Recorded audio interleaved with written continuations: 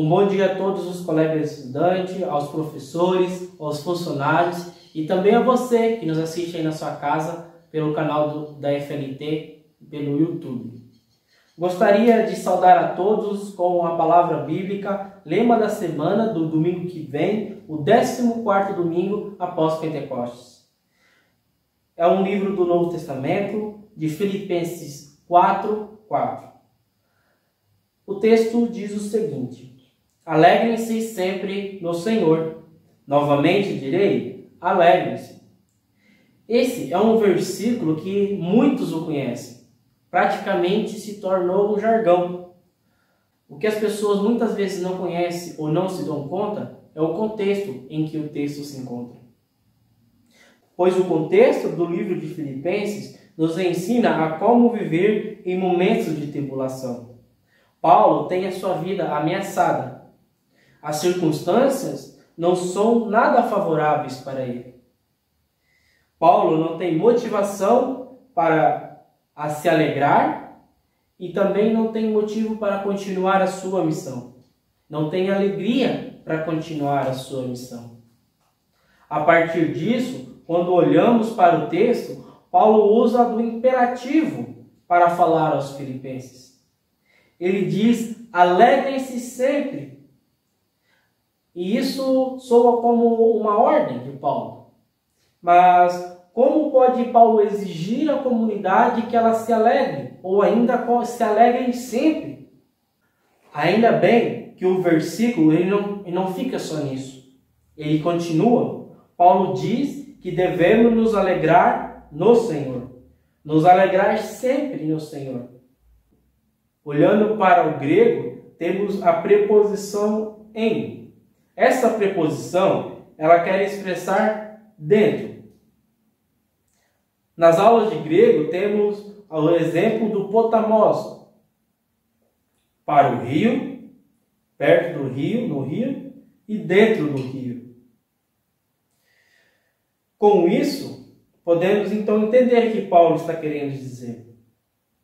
Paulo usa então em Kyrio, ou seja, dentro do Senhor, em comunhão com o Senhor, em Cristo.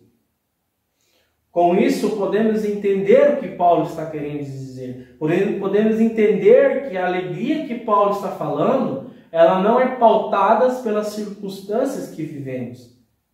E por isso também Paulo podia se alegrar, mesmo sabendo que a sua vida estava ameaçada. A alegria que Paulo fala não se trata de um estar extasiado, mas sim de estar em comunhão com Cristo. Assim como Paulo diz à comunidade de Filipos, alegrem-se, também hoje essa palavra quer nos alegrar. Mas não simplesmente porque Paulo pede, mas porque hoje também podemos viver em comunhão com esse Cristo. Podemos experimentar a mesma alegria que Paulo experimentou, mesmo sabendo que estava com a vida ameaçada. Hoje, estamos vivendo em outros momentos de tribulações, grandes tribulações. A pandemia que está se passando é um momento de tribulação. Sentimos medo, insegurança, incerteza, e está tudo certo sentir isso. Mas nós também devemos saber que temos um Deus que está conosco. Que temos um Deus que nos consola na nossa tristeza. E assim também podemos nos alegrar com esse Cristo. Podemos nos alegrar em Kyrio. Na pregação de hoje, irá falar sobre missão. Na nossa missão, também vivemos momentos de tribulação. Nem tudo dá certo, às vezes dá mais errado do que certo. E isso nos tira a alegria, nos tira a motivação de continuar a missão. Talvez Paulo também se sentia desmotivado pela situação. Mas em Cristo ele podia se alegrar. E também aqui, em Cristo também podemos nos alegrar em nossa missão. Nós cristãos somos chamados a fazer a missão de Deus. No versículo 9, Paulo ainda diz, neste mesmo capítulo, Tudo o que vocês aprenderam, receberam, ouviram e viram em mim, ponham em prática, e o Deus da paz estará com vocês. Como já disse, também na missão Deus está conosco. Também na missão podemos acreditar que Cristo, Ele estará ao nosso lado. Assim como diz no versículo que eu li agora, o Deus da paz estará com vocês. E com isso, podemos também nos alegrar no estudo da teologia. Porque o estudo da teologia também faz parte da missão de Deus na nossa vida, na vida dos nossos teólogos. Meus queridos, o meu desejo é que a comunhão com o Senhor nos proporcione a alegria de fazermos a missão que Deus nos deu. Amém. Cantemos agora o hino a sinais de paz e de graça.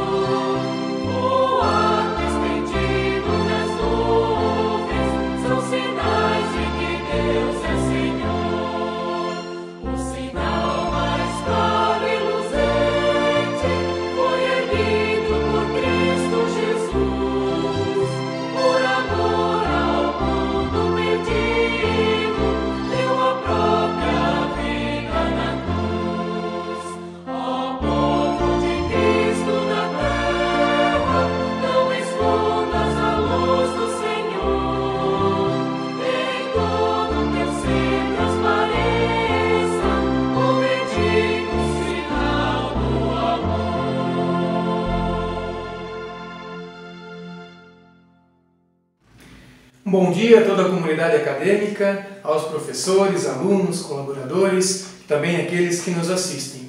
A graça do nosso Senhor Jesus Cristo, o amor de Deus o Pai e a comunhão do Espírito Santo sejam com todos vocês. Amém. Temos nós certeza do porquê e para que nós fomos chamados? Nós nos sentimos chamados por Deus?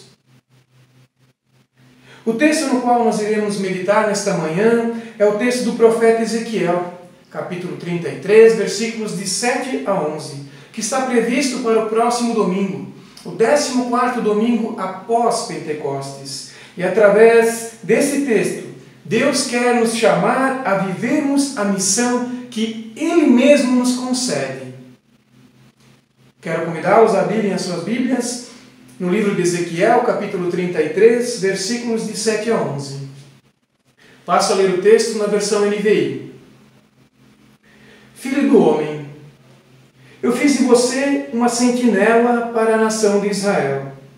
Por isso, ouça a minha palavra e advirta-os em meu nome.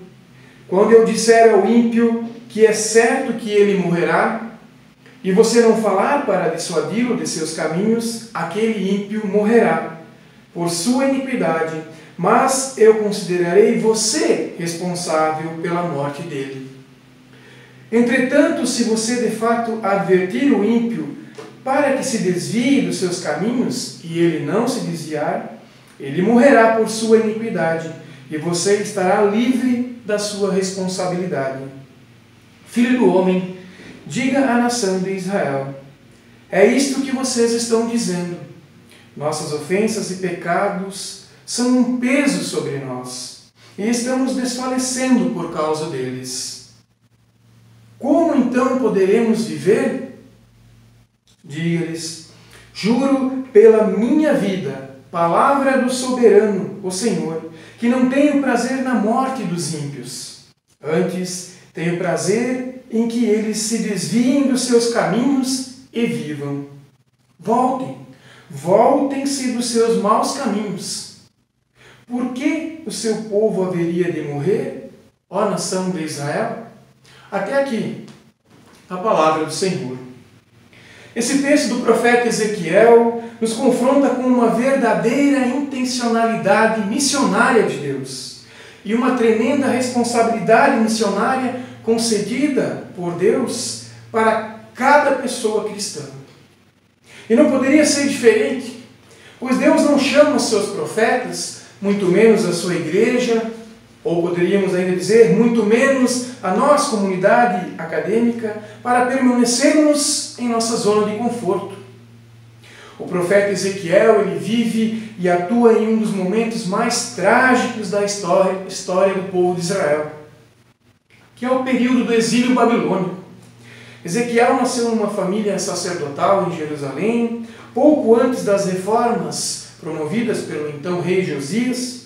Ele testemunha e experimenta o desastre que sobreveio a Jerusalém, provavelmente em 598 a.C., com a invasão de Nabucodonosor, rei da Babilônia. E neste mesmo ano, Ezequiel ele foi levado à Babilônia no primeiro contingente de cativos de Judá. É instalado num assentamento de refugiados no sul da Babilônia, nas proximidades da cidade de Nippur. 5 anos mais tarde, conforme Ezequiel capítulo 1, Deus chama Ezequiel para ser o seu profeta em meio à comunidade exiliada, às margens dos rios da Babilônia. E nesse sentido, Ezequiel ele apresenta 2 vezes a narrativa de evocação de Ezequiel. Ele é chamado por Deus e comparado a um atalaia. Isso em Ezequiel capítulo 3 e em Ezequiel capítulo 33, que é o texto no qual nós estamos meditando. No versículos de 1 a 6 do capítulo 33, é possível perceber em detalhes a tarefa do atalaia. Deus chama Ezequiel pessoalmente a assumir pela segunda vez a tarefa diante do seu povo exiliado na Babilônia. Deus o chama de Filho do Homem. E essa expressão aparece 97 vezes no Antigo Testamento e 93 vezes somente no livro de Ezequiel. E se refere à humildade, à pequenez, à fragilidade do profeta diante da presença do Deus eterno. Deus institui Ezequiel, acima de tudo, por atalaia, em favor da casa de Israel, que está exiliada na Babilônia. Eles são o alvo, nesse momento, da missão de Ezequiel. Nesse sentido, eu quero mencionar 2 pontos de extrema importância na nossa perícope. E o primeiro ponto é que Deus nos chama a ouvir o que Ele tem a dizer e a advertir as pessoas diante do seu juízo. Deus nos chama a ouvir o que Ele tem a dizer e a advertir as pessoas diante do seu juízo. Os versículos 7 e 8, Ezequiel é chamado a fazer 2 coisas básicas. Ele deve ouvir a palavra de Deus da boca do próprio Deus. E deverá advertir, avisar a casa de Israel acerca do juízo de Deus. Ele é chamado por Deus e comparado a um atalaia, a uma sentinela, um vigia que ficava numa torre e tinha a tarefa de avisar os moradores da cidade, caso visse algum perigo se aproximando, principalmente um exército ou um bando de salteadores chegando para conquistar a cidade. O atalaia era tão responsável pela segurança da cidade que, se ele não avisasse o seu povo e se alguém viesse a morrer por ocasião de uma invasão, ele pagava por sua vida pela morte das pessoas do seu povo. É o que diz o versículo 8. Quando eu disser ao ímpio que é certo que ele morrerá, e você não falar para dissuadi-lo de seus caminhos, aquele ímpio morrerá por sua iniquidade. Mas eu considerarei você responsável pela morte dele. E aqui no hebraico há uma ênfase conhecida por figura etimológica que literalmente diz: morrer, morrerás. Ou seja, certamente morrerás. Uma tremenda responsabilidade de Ezequiel, não é? Aqui é importante lembrar que o texto está falando da advertência aos perversos diante do juízo de Deus. O povo de Judá estava no exílio babilônico, experimentando exatamente o juízo de Deus. E o texto deixa claro que o chamado a ser atalaia foi dirigido por Deus. Contudo, essa era a tarefa de Deus para cada pessoa pertencente ao povo de Israel. E isso nos leva a refletir. Será que nós estamos nos empenhando para aquilo que Deus nos chamou? Estamos nós ouvindo a palavra de Deus e, através dessa palavra, examinando a nossa vida e orientando ou advertindo o nosso próximo quando preciso? Ou isso é impossível? Afinal, não temos tempo, pois estamos estudando teologia, a partir do bacharelado, do CDB, ou envolvidos em outras atividades que nos tomam muito tempo, ainda mais agora em tempos de Covid-19. Aqui nós precisamos tomar muito cuidado. Muito cuidado para não usar Deus para fugir de Deus. Por isso, cuidado para o próprio estudo da teologia ou qualquer outro trabalho não afastar você de Deus. E muito cuidado para não fazer para Deus em vez de estar com Deus. Quando fazemos algo em nome de Deus, motivados por isso, nossa experiência do Evangelho quase sempre perde o centro. Ou seja, nós nos tornamos humanos que agem, e não seres humanos. Nosso senso prático de valor e confirmação se transforma, migrando do amor incondicional de Deus por nós em Cristo para as nossas obras, para o nosso desempenho. Deus mesmo diz a Ezequiel no versículo 31 do capítulo 33, o meu povo vem a você como costuma fazer e se assenta para ouvir as suas palavras, mas não se põe à prática. Com a boca eles expressam devoção, mas o coração deles está ávido de ganhos injustos. Nós não podemos dar o que não possuímos. Sendo assim, fazer algo em nome de Deus, de um modo que corresponda ao nosso ser com Deus, é o único caminho para um coração puro e para vermos Deus. Mateus 5, versículo 8. Bem-aventurados os puros de coração, pois verão a Deus. A tarefa missionária da igreja e a tarefa a cada um de nós cristãos, também agora durante os nossos estudos, em meio aos nossos afazeres, em meio a essa pandemia, é ouvir a palavra de Deus e alertar, advertir se preciso for e conduzir as pessoas para Jesus, o nosso Salvador, utilizando de todas as formas e de todas as ferramentas que tiver ao nosso alcance neste momento. Deus amou o mundo de tal maneira que essa foi a sua intenção, para que ninguém se perdesse.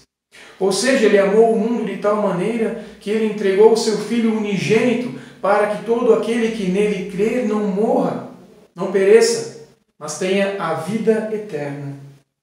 Jesus Cristo mesmo foi o atalaia de Deus. Por isso a tarefa da atalaia não é converter as pessoas, mas sim adverti-las do juízo e anunciar-lhes a salvação. As pessoas devem saber que estão perdidas e devem ser avisadas da condenação e da necessidade do arrependimento. Com isso eu entro num segundo e último ponto, onde Deus nos chama para amar os perdidos e a conduzi-los para Ele. Deus nos chama para amar os perdidos e a conduzi-los para Ele. No versículo 9 é possível perceber o livramento da atalaia, caso o perverso não se converta de seu mau caminho, mesmo com a advertência e o anúncio do juízo por parte do atalaia. Ou seja, o perverso morrerá, mas o atalaia terá a sua vida poupada, livrada da morte. Isso mostra que o pecado tem consequências, que é o juízo de Deus. E no versículo 10 o povo está aí dizendo que o peso do pecado está sobre eles e que por isso estão desfalecendo. Sendo assim, eles clamam a Deus. Como, pois, viveremos? E a resposta de Deus vem no versículo 11 como um juramento. Juro pela minha vida, diz o Senhor. Não tenho prazer na morte dos ímpios, Antes tenho prazer que eles se desviem de seus caminhos e vivam. Por isso Deus pede pela conversão dos seus. Voltem, voltem, ou convertei-vos de seus maus caminhos. Encerra o versículo 11 com a pergunta: por que o seu povo haveria de morrer, ó nação de Israel? É possível perceber que Deus ele não tem prazer na morte do perverso, mesmo quando esse perverso é o seu próprio povo, que é o caso aqui em Ezequiel. A intenção de Deus é claríssima. Deus quer a conversão do ser humano em sua direção. Por isso é o próprio Deus que converte o ser humano para viver ao seu lado, para segui-lo em seus caminhos. O ser humano não consegue por si próprio esforço para se converter a Deus. Ele precisa ser convertido por Deus.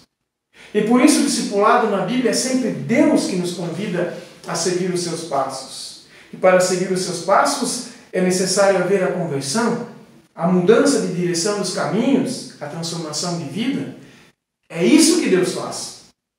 Mas então, o que nós fizemos? Deus nos chama a ouvir o que Ele tem a dizer e advertir as pessoas diante do seu juízo. E Deus nos chama para amar os perdidos e a conduzi-los até Ele. E o que nós deveríamos fazer como cristãos, como futuros líderes, ministros e ministras, missionários, anunciar às pessoas o que Deus fez na vida delas em Cristo e o que Ele pode fazer na vida delas a partir de Jesus Cristo. Mesmo em meio a essa situação difícil a qual nós estamos vivendo, Deus nos chama a anunciar a sua palavra. Por isso alegrem-se, alegrem-se sempre no Senhor. Outra vez digo, alegrem-se. É o que Paulo diz em Filipenses 4, no versículo 4, conforme o Claudinei mencionou na saudação. Pois não tenho prazer na morte dos ímpios, antes tenho prazer que eles se desviem dos seus caminhos e vivam, diz o Senhor. Porque o Senhor é o Criador, Deus da vida. Ele se alegra com aqueles que voltam para Ele, com aqueles que vivem com Ele. Ezequiel sabia que a vida ela vem da justiça de Deus e que a morte vem do pecado. Conforme Romanos 6, 23. Pois o salário do pecado é a morte, mas o dom gratuito de Deus é a vida em Cristo Jesus, o nosso Senhor. Deus chama Ezequiel para ser o seu atalaia diante do povo de Israel. O meu desejo é que através de Jesus Cristo nós possamos ter a certeza do porquê e para que nós somos chamados. Que através de Cristo, o qual assumiu o papel do verdadeiro atalaia, pagando com a sua vida pelo pecado do perverso, como também do justo, derramando o seu sangue por mim e por você. Que através desse Cristo nós possamos nos sentir chamados por Deus para sermos um atalaia. Assim como Ezequiel foi chamado por Deus, que adverte os perversos do seu pecado e os convida para se converterem de seus maus caminhos ao Senhor, para que experimentem a justiça de Deus.